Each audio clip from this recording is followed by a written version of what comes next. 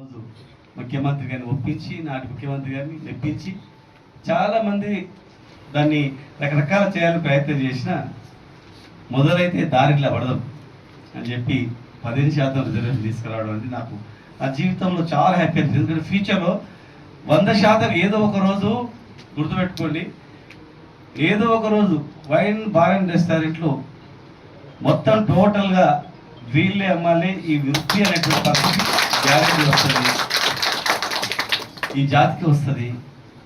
తర్వాత దీని ఆదర్శంగా తీసుకొని ఈ దేశంలో అనేక రాష్ట్రాలు కూడా వస్తుంది అంశం. ఎక్కడో దగ్గర లేకపోతే రాదు కదా, కొట్టి పడేసేది వైన్ షాప్ మీకేం సంబంధమా చల్ అని చెప్పి. కానీ నేను ఎక్స్ప్లెయిన్ చేసిన వైన్లు తయారు చేసేది కూడా గౌళ్ళే. కళ్ళు ద్వారా వైన్లు 16 రకాల వైన్లు తయారు పురాణాలు చూడండి అని చెప్పి పురాణాలు కూడా చదివి చూసింది.